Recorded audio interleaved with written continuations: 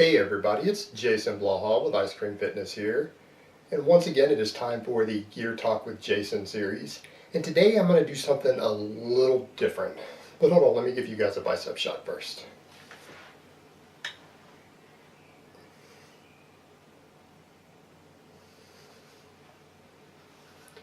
Alright, today I'm going to start doing some collaboration work with Jerry over at Bios3Training.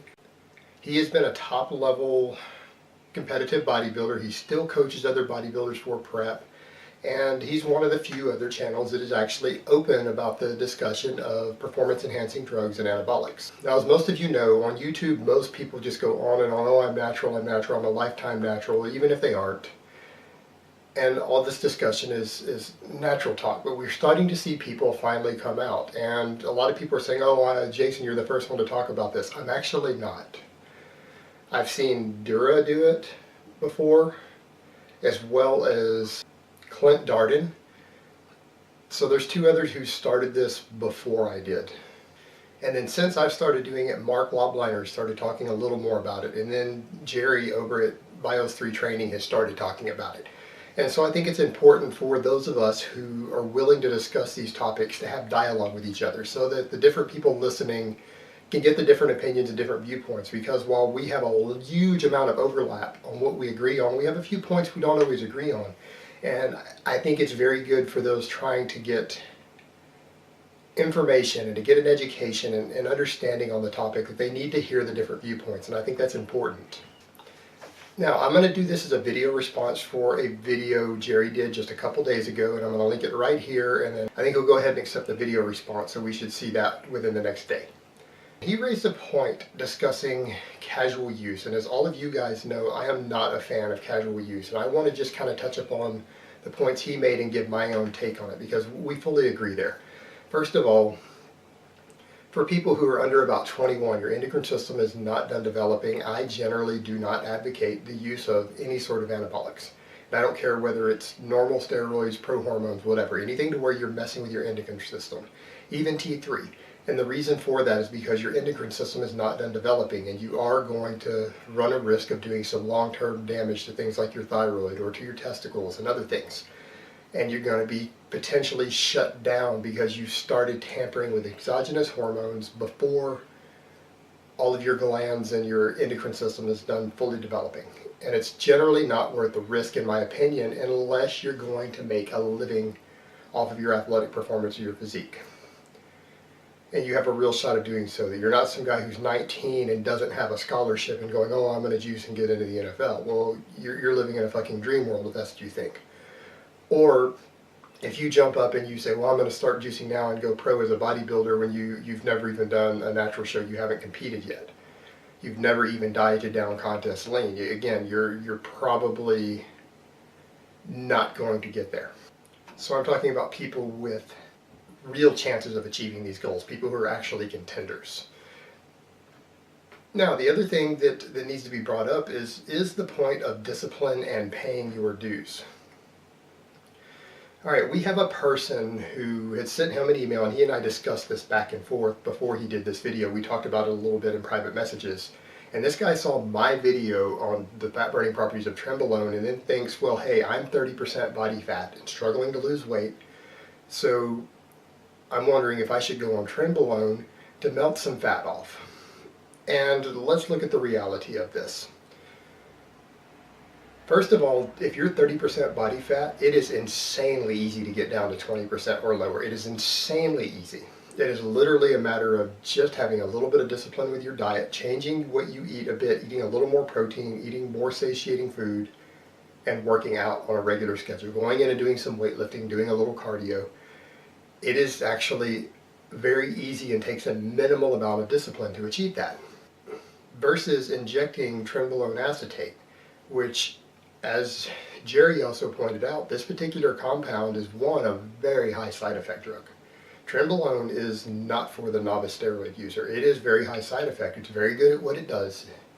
It is very potent, very powerful, and it does some unique things that no other compound seems to replicate. But it is very high side effect.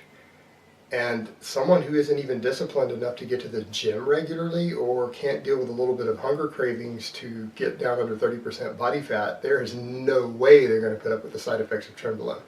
All the night sweats, the insomnia, the muscle cramps, everything that goes with trenbolone, they're not going to put up with that. Number two, the less frequently you space out the injections with any given dose, the higher the side effects go. So generally most people inject it every day to keep the side effects lower on this particular compound.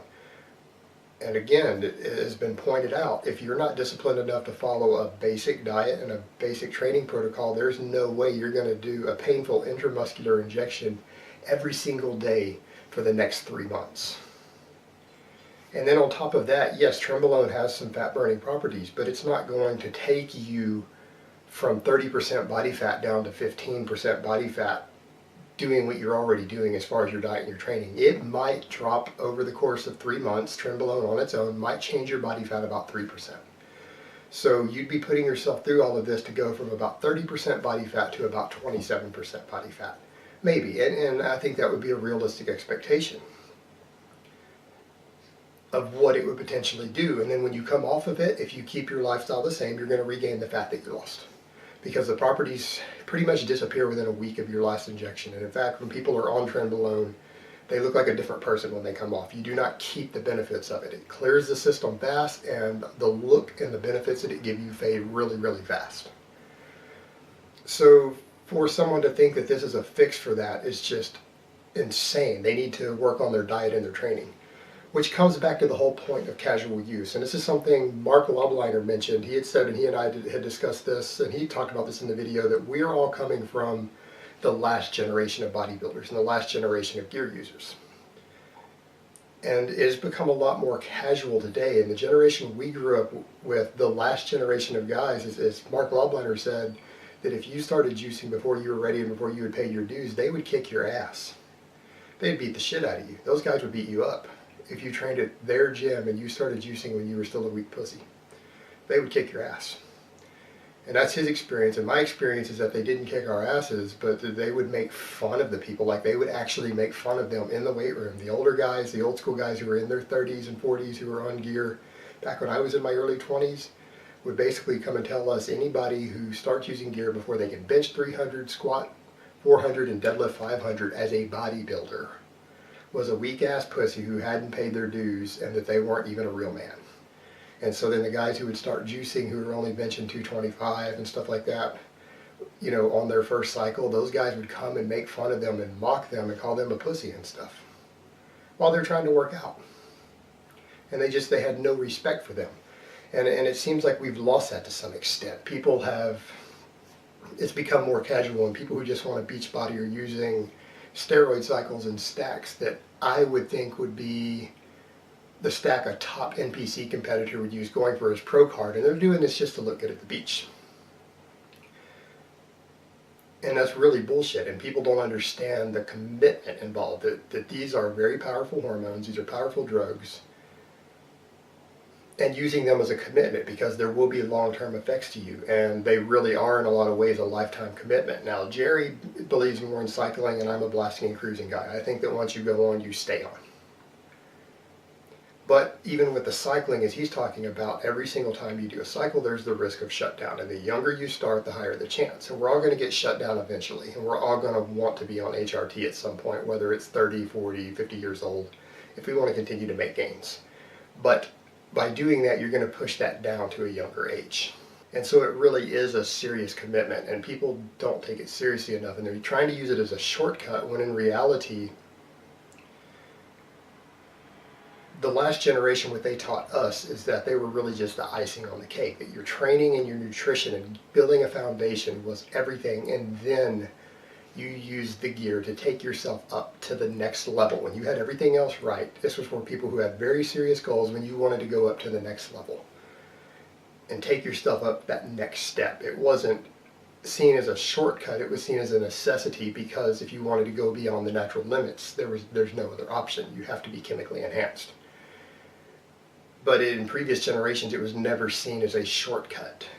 And people are trying to use it that way today, and they're not always developing the foundation they need first. They don't develop the knowledge of training and nutrition that they need, and they just hop right on the gear. And then every time they cycle off, and every time they come off for a little while, they just shrink down, they lose gains, and none of them know how to train when they actually come off accordingly, because they never learn anything and they rely completely on the gear.